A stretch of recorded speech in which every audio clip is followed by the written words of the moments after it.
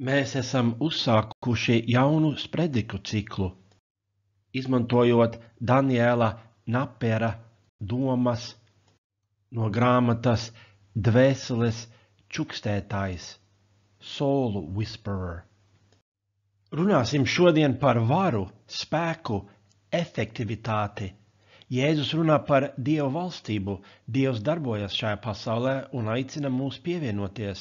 Dievs darbojas spēkā, bet kādā spēkā? Parasti ne tajā zibenī, uz ko cilvēki cer attiecībā uz saviem ienaidniekiem. Dieva darbība līdzinās vairāk raugam, kas uzraudzē visu mīklu, un sinepju graudiņam, kas tiek sēts laukā, ne kā ugunī no debesīm. Jēzus aicina mūs sadarboties ar Dievu ikdienišķās lietās, parastā laipnībā, kalpošanā, mācīšanā par Dieva valstību, viesmīlībā, padzirdīšanā ar biķeri augsta ūdens. Lai sadarbotos ar Dievu, mums jābūt mierā ar Dieva raksturu un to, kā Dievs darbojas, lai mainītu pasauli. Kā mēs varam efektīgi iekļauties Dieva projektā Latvijā, ja mēs nepielāgojam savu izpratni par efektivitāti Dieva izpratnei? Kā mēs varēsim saredzēt iespējas sadarboties ar Dievu, ja mēs nesaprotam, kādas lietas Dievs dara? Vai mēs esam tādi, kas vēlās saskatīt Dieva darbību tālumā, neredzot Dieva darbību deguna priekšā? Dievs deleģē varu cilvēkiem.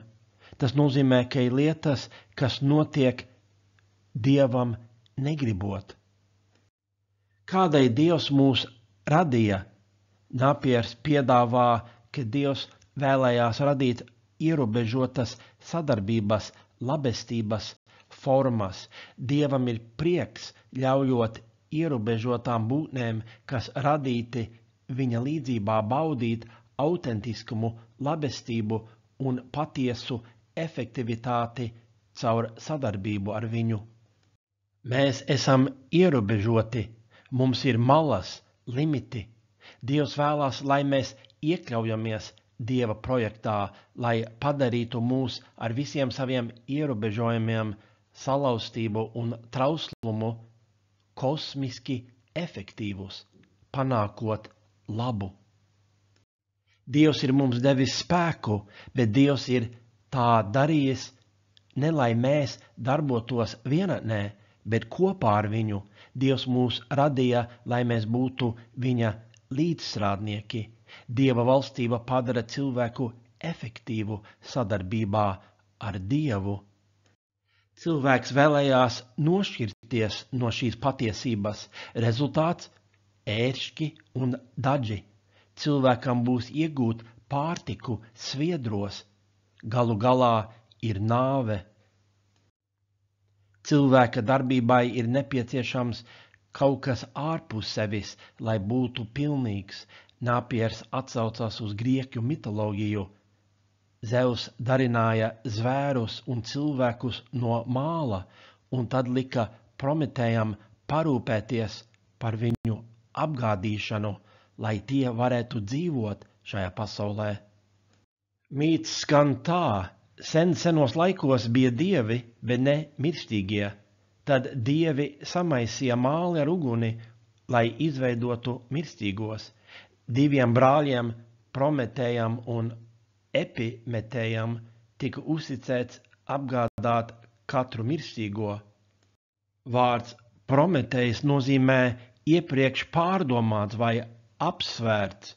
Vārds Epimetējs nozīmē pēc apdomāšana vai atpakaļskats. Viņi iemieso savus vārdus. Prometējs ir viltīgs un pastāvīgi manevrē. Epimetējs ir pilnībā iegremis tagadnē, nonākot pie iznākumiem, kurus viņš nekad nebija paredzējis. Viņš ir tāds, kam bieži jāsaka oi. Šis pāris parāda īpašības, kas mirstīgajos ir sajauktas. Ideja apdāvināt radījumus ar spējām, dāvanām, izdzīvošanai valdzina Epimetēju. Viņš lūdz Prometējam atļaut viņam būt atbildīgam par to. Epimetējs saka Prometējam, ka viņš ļaus viņam pārbaudīt darbu beigās.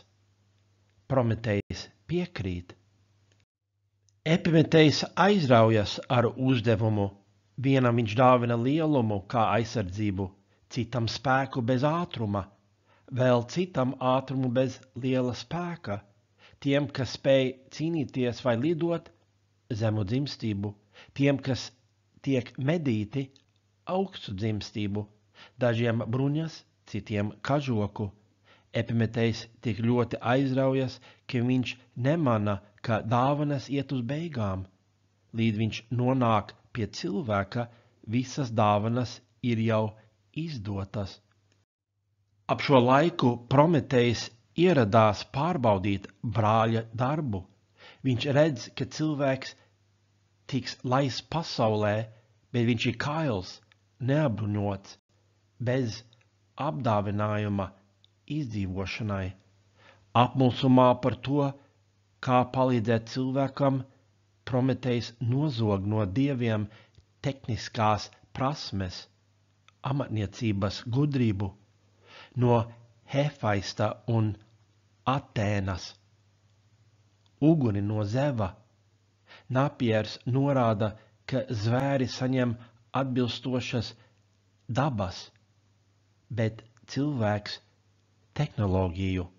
Tā ir Prometēja pestīšana. Tehnoloģija sniedz to, kas cilvēkam trūkst. Cilvēkiem joprojām ir nepieciešama kolektīva aizsardzība, ciemati un pilsētas. Ar laiku Zevs panāk to, ka Hermejs apgādā cilvēci ar politiku, lai vēl palīdzētu cilvēkam izdzīvot pasaulē. Lūk šī nojauta, kas saskan ar Bībeli, ka cilvēka spējas ir nepietiekamas. Efektivitātes dēļ kaut kam ir jānāk klāt mūsu pašu darbiem. Grieķu mitoloģija tā norāda, Bībele tā norāda. Glābēji šajā grieķu mitoloģijā ir tehnoloģija, politika, darba rīki, Prometēja pestīšana. Taču Bībele sniedz cilvēka rīcību kā papildinājumu Dieva rīcībai. Ne tik daudz, ka jāpieliek Dieva darbību klāt mūsu darbībai, bet ka mēs esam aicināti piebiedroties Dieva projektam. Dieva valstībā mūsu ierobežojumi un limiti ir dāvanas, kas der sinerģijai, sadarbībai ar Dievu. Napiers norāda, caur padevīgu sinerģiju mēs atklājam, ka mūsu aģentūras robežas patiesībā ir mīklas gabali, kas cieši pieguļ lielajam labumam, ko dara Dievs. Tehnoloģija Bībelē parādās pēc grēka un izraidīšanas no dārza. Izskatās, ka Ābels attīstīja pastorālo dzīvi. Kaina līnija attīstīja pilsētas un metalurģiju un episko dziesmu. Varētu domāt, ka tehnoloģijas ir minētas šajos pantos aizdomu gaismā, taču Dievs izmanto tehnoloģiju. Vai Noas širs nebija tehnoloģija? Tehnoloģija pat par sevi nav pret Dievu, tikai ir svarīgi, ka mēs to nepielūdzam kā elku, it kā tā būtu galīgā atbilde uz cilvēces nožēlojamo stāvokli neatkarīgi no Dieva. Blakus efekts var būt piespiešanas spēks, manipulatīva politiska piespiešana, piemēram, kā tas bija Bābeles torņa gadījumā un pagājušā gadsimtā Latvijā. Impērijas impulss un tā sekas. Bābeles tornis teica, iegūsim vārdu sev, novērsīsim daudzveidību, sasniegsim kaut ko uz dieviško pusi, Prometēja pestīšana. Taču mēs esam radīti padevīgai sinerģijai ar Dievu. Pirmās Mūzes grāmatas 11 nodaļās mēs redzam pirmatnējo vēsturi. Tā ir vēsture, kas raksturo cilvēces stāvokli arī šodien. Cilvēka muļķība, ko šīs nodaļas apraksta, ir arhetipiska. Pat Jēzus mācekļiem bija nosliece uz Prometēja pestīšanu. Tas ir nosliece uz Bābeles torni, tikai jūdu nokrāsā. Jēzus centās palīdzēt viņiem noraidīt šos instinktus, lai saskatītu galveno veidu, kā Dievs darbojas. Marka evangēlija 10. nodaļā no 35. līdz 37. pantam ir rakstīts: Tad Jēkabs un Jānis, Cebedeja dēli, pie viņa piegāja un tam sacīja: Mācītāji, mēs gribam, ka tu mums darītu, ko tev lūgsim. Un viņš uz tiem sacīja: Ko jūs gribat, lai es jums daru? Bet tie viņam sacīja: Dod mums, ka mēs varam sēdēt tavā godībā, viens pa tavu labo roku un otrs pa kreiso roku. Jēkabs un Jānis vēlās visaugstākās vietas Jēzus valstībā. Tā Jēkabs un Jānis domā par varu. Tā domā pasaule. Pasaule asociē varu ar organizācijas augšu, jo tuvāk augšai, jo vairāk kontroles. Un Prometēja domāšanas veidam kontrole ir vara, spēks, taču tā ir sakropļota bilde par varu. Lasīsim Marka evangēlijā 10. nodaļā no 38. līdz 40. pantam. Bet Jēzus tiem sacīja: Jūs nezināt, ko jūs lūdzat, vai jūs varat dzert to bikeri, ko es dzeru, vai tapt kristīti ar to kristību, ar ko es topu kristīts? Bet tie uz viņu sacīja: Varam. Bet Jēzus tiem sacīja: Jūs gan to bikeri dzersit, ko es dzeru, un tapsit kristīti ar to kristību, ar ko es topu kristīts. Bet sēdēt pie manas labās vai kreisās rokas man nepiederas dot, bet tiks piešķirts tiem, kuriem tas ir sataisīts. Ko nozīmē, vai jūs varat dzert to bikeri, ko es dzeru, vai tapt kristīti ar to kristību, ar ko es topu kristīts? Bībelē ir netaisnības kausa metafora, ir organiska saite starp grēku un postu, sodu. Grēks atnes postu, sodu, arī ja ne uzreiz. Grēks iepilinās kausā, līdz sāk pārplūst pāri, ja cilvēks nemaina savu virzienu. Tas ir laika jautājums. Kausa tilpums ir ierobežots. Grēciniekam būs jādzer tas, ko tas ir samaisījies sev. Grēks iznīcina grēcinieku. Tautas, valstis var tikai panest zināmu netaisnību līdz sabrukšanai. Jēzus izmanto šo simbolismu, bet ar pagriezienu. Jēzus dzers šo kausu, kaut gan viņš to nesamaisīja. Jēzus uzņēmās sodu, kas bija domāts citiem. Bībelē ir arī uguns kristības metafora. Mateja evangēlijā 3. nodaļas 11. un 12. pantā ir rakstīts: Es jums gan kristīju ar ūdeni uz atgriešanos no grēkiem, bet tas, kas nāk pēc manis, ir spēcīgāks par mani. Tam es neesmu cienīgs kurpes nest. Viņš jūs kristīs ar svēto garu un ar uguni. Tam vēteklis rokā, un viņš tīrīs savu klonu un viņš sakrās savus kviešus klētī, bet pelavas sadedzinās ar neizdzēšamu uguni. To Jānis Kristītājs saka par Jēzu. Kristīšana asociējas ar ūdeni. Jānis krista ar ūdeni, taču Jānis norāda, ka tas, kas nāk pēc viņa, pārpludinās ar Svēto garu un ar uguni. Bībeles skolas dienās ASV es dzirdēju kopā ar citiem studentiem, ka sludinātājs televīzijā saka, ka viņš vēlās būt kristītam ar Svēto garu un viņš vēlās būt kristītam ar uguni. Mēs smējāmies, saprotot, ka kristīšana ar uguni ir nevēlama. To cilvēku dzīves, kas atgriežas no saviem grēkiem, kurus Jēzus apsola sakrāt savā klētī, Svētais gars pārplūdina ar labo. Tie, kas atsakās nākt pie Dieva caur Jēzu, kā pelavas tiks sadedzinātas ar neizdzēšamu uguni. Lūkas evangēlija 12. nodaļā no 49. līdz 50. pantam Jēzus saka, uguni esmu nācis mest uz zemi, un kā es vēlētos, kaut tā jau degtu, bet man jātop kristītam ar vienu kristību, un kā man ir bail, kamēr tā būs pabeigta.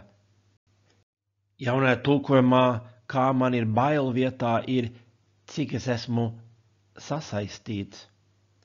Jēzus salīdzina savu krusta nāvi ar uguns kristību, taču šī kristība Jēzum būs pasaules grēku dēļ, ne savu. Jēzus neradīja grēka problēmu, bet ir gatavs ciest, mirt, lai to atrisinātu.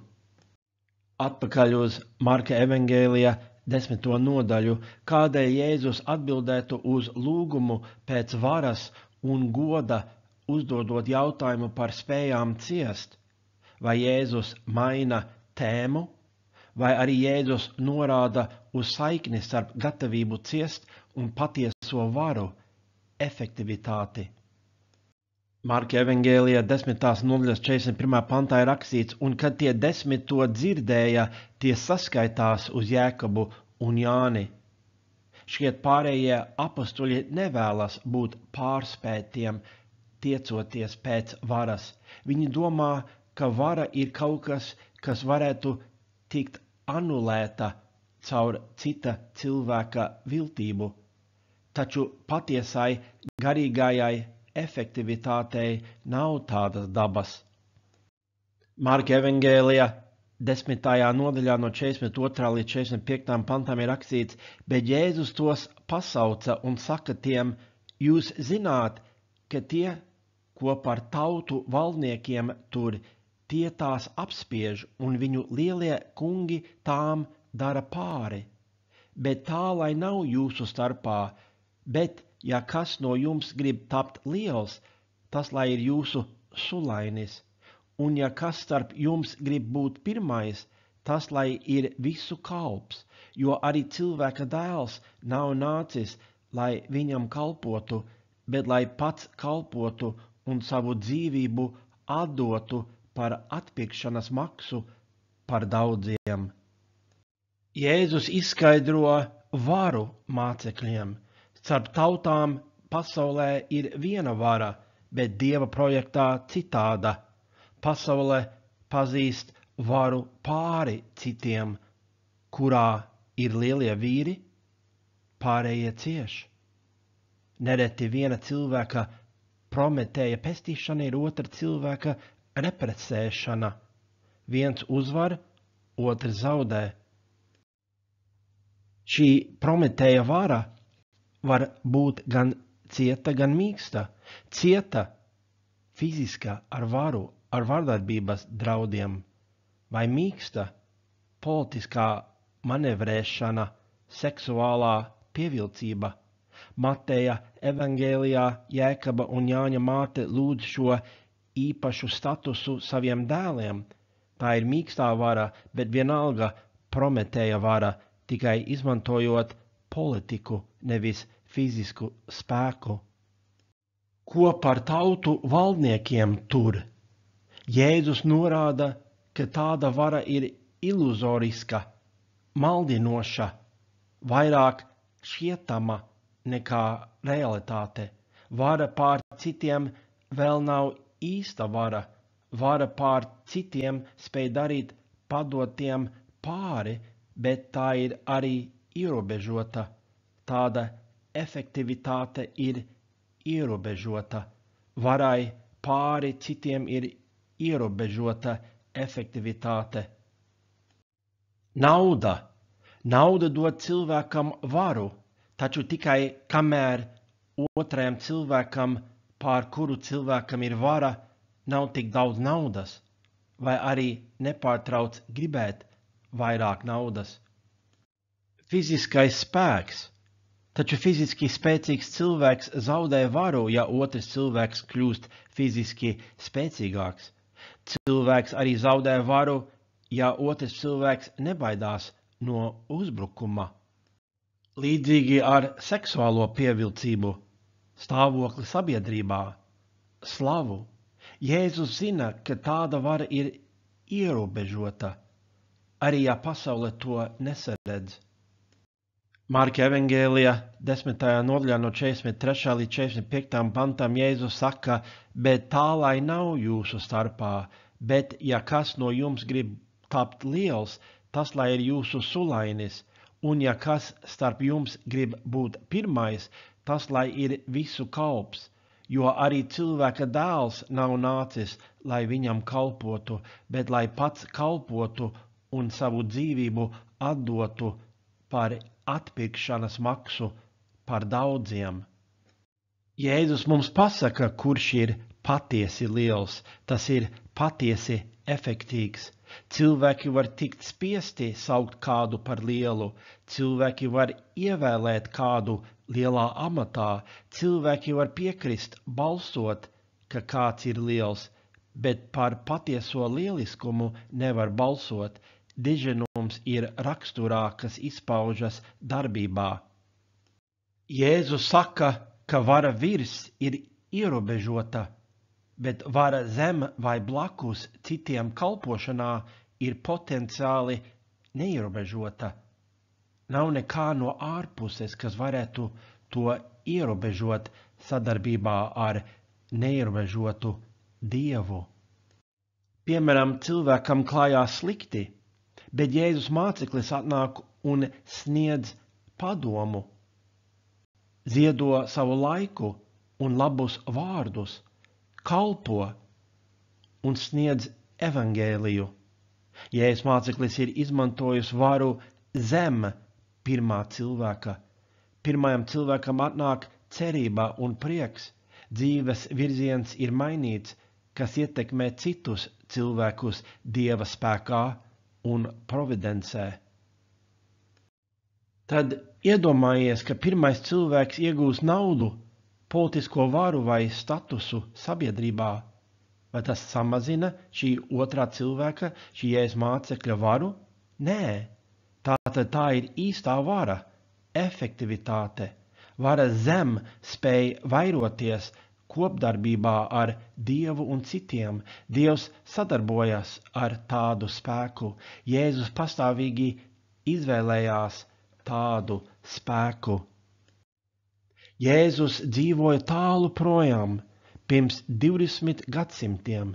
Viņš nekad neieņēma amatu, kas no šīs pasaules, bet pastāvīgi ieguldīja sevi citos. Jēzus ir mainījies pasauli vairāk nekā jebkurš cits un vēlās mainīt Latviju uz svētību, pestīšanu. Vai ir ierobežojums zem varai? 45. pantā rakstīts, jo arī cilvēka dēls nav nācis, lai viņam kalpotu, bet lai pats kalpotu un savu dzīvību atdotu par atpirkšanas maksu par daudziem.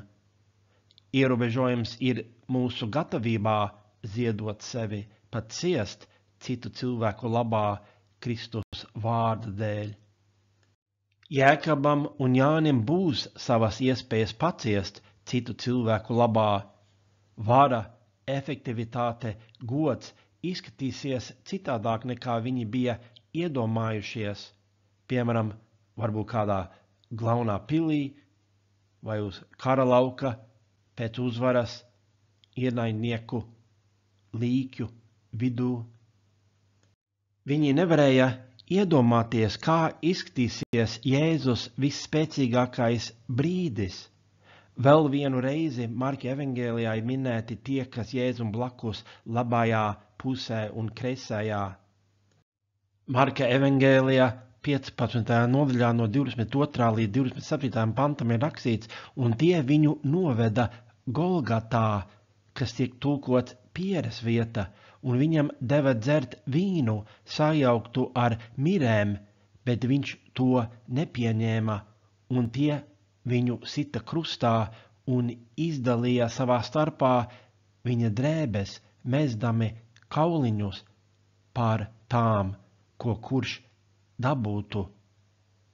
Un tā bija 3. stunda, kad viņu sita krustā, un bija likts uzraksts viņa vainas apzīmēšanai Jūdu ķēniņš, un līdz ar viņu sita krustā 2 slepkavas, vienu viņam pa labo, otru pa kreiso roku. 27. pants, un līdz ar viņu sita krustā 2 slepkavas, vienu viņam pa labo, otru pa kreiso roku. Tieši šajā brīdī Jēzus izrādīja vislielāko ietekmi uz pasaules vēstures gaitu, atdodot sevi Dievam, un par citiem Jēzus ietekme sasniedza spici, un tad Tēvs augšām cēla Jēzu. Krusts un Jēzus augšāmcelšanās ir vissvarīgākais notikums visā vēsturē, visspēcīgākais akts, kas jebkad ir bijis. Pēc Svētā gara atnākšanas vasaras svētku dienā mēs redzam, ka Svētais gars ir Dieva valstības dzinējspēks. Pāvils uzsver Jēzus Kristus krustā sišanu un augšamcelšanos kā evangēlija kodolu, miršanu un augšamcelšanos, kurā mēs esam aicināti ņemt dalību. Pāvils uzskata, ka Jēzus Kristus nāve un augšamcelšanās visu nosaka Dieva valstībā. Dieva valstības dzīvē galvenais ir pastāvīga miršana un augšamcelšanās ar Kristu. Ko tas tev dod? Tu upurē kaut ko Kristus vārdā un baudi Svētā gara piepildījumu. Un Dievs ņem tavu upuri un Jēzu Kristu nodrošina vēlamo efektu. Vēlamais efekts ir aiz mums, bet ne aiz Dieva. Dievs pievieno to, ko mēs nespējam. Būdami nomiruši ar Kristu, mēs uzticam savas pūles viņam, ar ko mēs sadarbojamies. Vēlamais efekts, veiksme, ir kā augšamcelšanās ar Kristu. Tātad meklē iespējas sadarboties ar Dievu ikdienu un iesaistīties. Tā ir Dieva valstība. Mēs taču negribam dzirdēt no Jēzus vārdus, tu blēdīgais un kūtrais kalps, jo mēs pastāvīgi noraidījām aicinājumus piebiedroties Dievam viņa darbībā Latvijā. Nē, mēs to negribam. Tātad piebiedrosimies Dievam ikdienišķās lietās. Es aicinu jebkuru, kas nav vēl kļuvis par kristieti, to izdarīt Bībeles noteiktajā veidā, tā saņemot grēku piedošanu un Svēto garu. Skaties lūdzu rakstu Patiesība par jūsu pestīšanu draudzes mājaslapā vai video Evangēlijs Labā vēsts YouTube kanālā Mācītājs Viktors. Lai Dievs tevi pasargā, lai Dievs tevi bagātīgi svētī.